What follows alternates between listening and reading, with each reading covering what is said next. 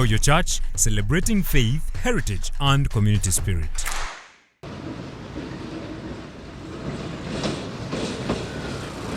Today in our Know Your Church segment, we take you to St. Mark's Sekiwunga Church of Uganda, a remarkable place of worship located in Arkwright City, Entebbe Wakiso district. This church stands out for its unique architectural design inspired directly by the biblical principles, drawing from various scriptures that describe how the temple of God should be built.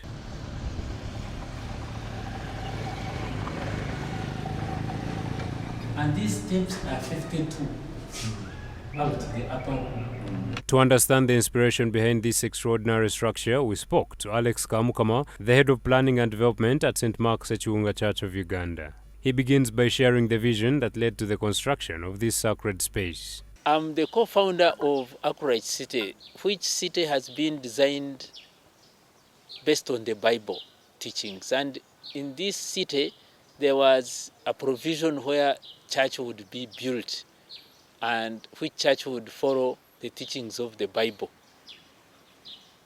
So when we, by God's grace, we found that there was an existing church here and it had land that had been donated earlier on, we realized that it was going to be a great opportunity to work with the church people that were already based here, and we joined them and we started the journey of building the church. The journey to designing the church was marked by extensive dedication and research. The team sought to benchmark from other places of worship but found none that reflected their vision. However, through divine guidance, they turned to the scriptures, specifically Ezekiel chapters 40 to 48, where God gave precise instructions on how his temple should be built.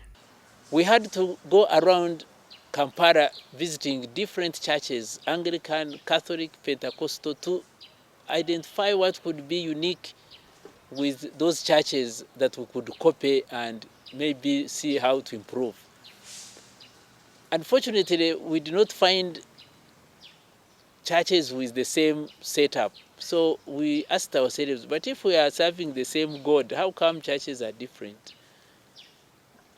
Luckily enough, we found the teachings in the Bible and we said, let us start with this church that only is designed according to how God had told Ezekiel, starting from chapter 40 to 48, where we found all the details of the design, why we should build the temple, where we should build it, how long it should take us to build that temple.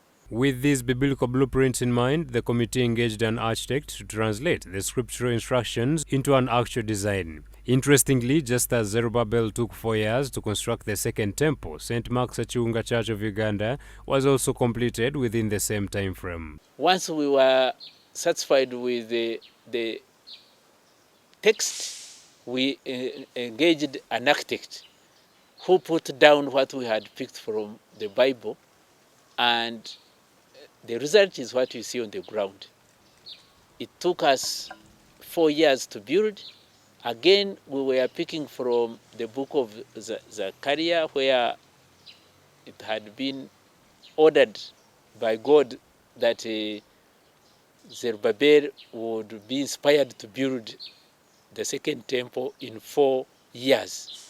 So we took the same period of time Zerubbabel took to build the second temple. And the way we achieved that was by, again, following the 52 working days that Nehemiah used to took when he was building the wall around Jerusalem. So for every phase, we would take 52 working days. So that's how we were able to accomplish a 4 billion church in 4 years. Every aspect of this church's construction was deeply rooted in Scripture. Instead of relying solely on financial contributions, Christians were encouraged to donate building materials, mirroring the method used by King Solomon when constructing the biblical temple. Raising the resources was also something that we had to pick from the Bible. If you recall, Solomon was picking from the villages away from his own setup, but he didn't ask for money, he only asked for building materials. In the same way here, we would ask for building materials. We were able to get high quality stones, high quality sand, not far from here. Most of these materials were donated by the Christians, and in some cases we would buy them using money that would be brought in by Christians specifically for that kind of materials. Throughout the construction process, numerous miracles occurred, testimonies that Alex is eager to share. A lot of miracles happened here. I want to share with you one of them.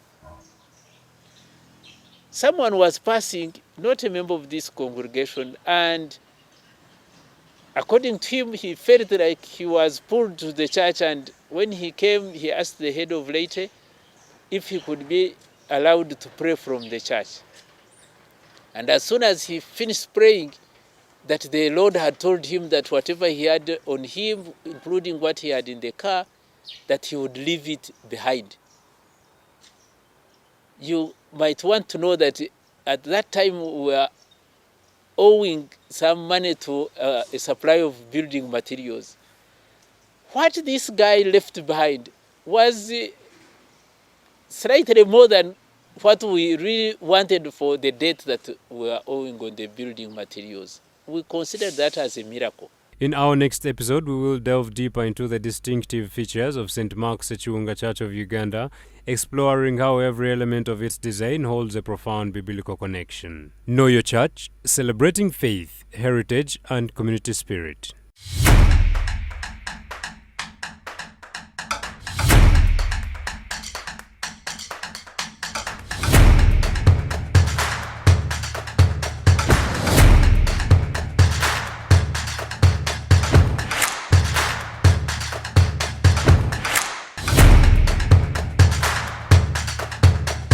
Know your church, celebrating faith, heritage, and community spirit.